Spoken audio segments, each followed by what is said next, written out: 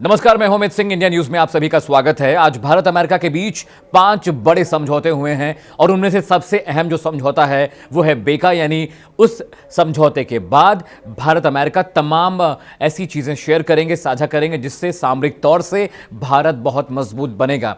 अब इस खबर को समझने की कोशिश करिएगा आम भाषा में कि जो बेका अग्रीमेंट है, बेसिक जो कॉपरेशन एग्रीमेंट हुआ है भारत अमेरिका के बीच, उसका फायदा क्या होगा।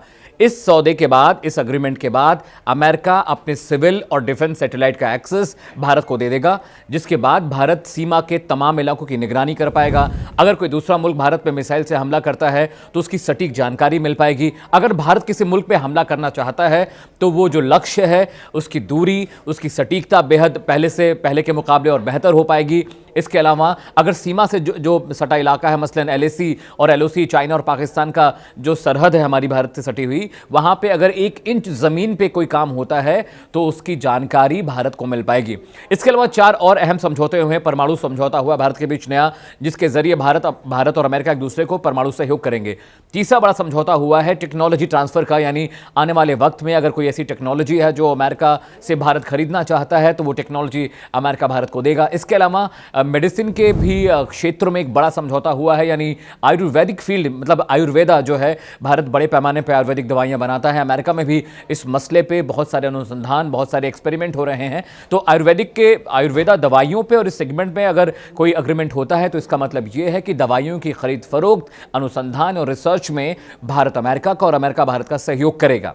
अब ये समझिए कि बेसिक जो कॉपरेशन अग्रीमेंट हुआ है बेका, उससे और क्या क्या फायदे हैं। फर्ज करिए कि अगर मैं आपको थोड़ा पीछे ले चलता हूं, कारगिल युद्ध जब भारत और पाकिस्तान के बीच हुआ था, उस वक्त अटल बिहारी वाजपेयी ने अमेरिका से कहा था कि हमें कारगिल के उन इलाकों की जीपीएस लोकेशन दीजिए जहां पे पाकिस्तानी सैनिक तैनात किए गए हैं। लेकिन अमेरिका ने कहा कि नहीं, हम आपको नहीं दे सकते हैं, क्योंकि उस वक्त का जो समझौता था वो सामरिक नहीं था, वो सिविल यूज़ के लिए था। तो अमेरिका ने कहा कि आपको जो जीपीएस के नोटिफिकेशन, ट्रैकिंग और जो पॉइंट्स चाहिए वो आप युद्ध के लिए इस्तेमाल करना चाहते हैं, और अमेरिका और भारत के बीच उस तरह का कोई समझौता नहीं हुआ है। उसी वक्त से, करगिल युद्ध के बाद से ही भारत ने लगातार अपने जीपीएस सैटेलाइट स्पेस में लॉन्च किए, कई सारे डिफेंस सैटेलाइट बनाए और उनकी मदद से हमने चीन, पाकिस्तान की निगरानी की है। ड्रोन एक बहुत बड़ा माध्यम है जिससे हम छुप कर अपनी सीमाओं की निगरानी कर सकते हैं। लेकिन अब जो समझौता हुआ है, उस समझौते के तहत पेंटागन, जो अमेरिका का रक्षा विभाग है, वो भारत को अपने तमाम डिफेंस सैटेलाइट का एक्सेस देगा, जिसकी मदद से लगातार भारत तमाम दुनिया भर के हर हिस्से में ये देख सकेगा कि कौन सा देश किस तरह की सामरिक तैयारियां कर रहा है, किसकी सेना कहां पे डिप्लॉय की गई है, किसने कौन से हथियार कहां डिप्लॉय किए हैं। इन तमाम चीजों की जानकारी भारत को अब मिल पाएगी। मैं आपको बताऊं कि ऐसे वक्त में यह समझौता हुआ है जब चीन और पाकिस्तान के साथ भारत के जो रिश्ते हैं, जो संबंध है, बेहद तल्ख हैं, और इस वक्त बेका समझौता होने से इसका सीधा सीधा फायदा भारत को मिलेगा। चीन इस बात से बेहद खफा है क्योंकि चीन ने भी कोशिश की थी कि वो इस तरह की टेक्नोलॉजी अपग्रेड करे, इस तरह की टेक्नोलॉजी का आविष्कार करे, अनुसंधान करे, एक्सपेरिमेंट करे, लेकिन चीन को यह कामयाबी नहीं मिल पाई है। मैं आपको एक चीज़ और समझाना चाहूँगा सामान्य भाषा में कि स्पेशल कोऑर्डिनेट्स का मतलब क्या होता है। फर्ज करिए कि पाकिस्तान में कोई ऐसी लोकेशन है जहां से भारतीय वायुसेना उस पर अटैक करना चाहती है, तो वो फिक्स टारगेट को तो ट्रैक करना आसान होता है। लेकिन अगर फर्ज करिए कि इंडियन एयरफोर्स का विमान राफेल उड़ता है पाकिस्तान पे हमला करने के लिए, और इस बीच वहां से दूसरा विमान भी अगर भारतीय विमान पर हमला करता है, यानी जब डॉग फाइट का माहौल बनता है, जब एक विमान दूसरे विमान को चेस करके दौड़ाकर हवा में मारने की कोशिश करते हैं, तो उस वक्त ये सैटेलाइट के जो कोऑर्डिनेट्स हैं, ये जो सैटेलाइट डेटा है, बहुत कारगर साबित होने वाला है। क्योंकि फिक्स टारगेट को मारना आसान होता है, लेकिन जब आपका टारगेट मूवमेंट कर रहा हो, जब आपके सामने एक ऐसा दुश्मन हो जो लगातार अपनी पोजीशन बदल रहा हो, ऐसी स्थिति, ऐसे हालात में अमेरिका के डिफेंस सैटेलाइट बेहद कारगर साबित होंगे। इसके अलावा परमाणु हथियारों को लेकर भी भारत अमेरिका के बीच बहुत बड़ा रक्षा समझौता हुआ है। इसके तहत मतलब अगर भारत अगर किसी भी तरह के परमाणु आविष्कार करता है तो अमेरिका उसकी पूरी तरह से मदद करेगा।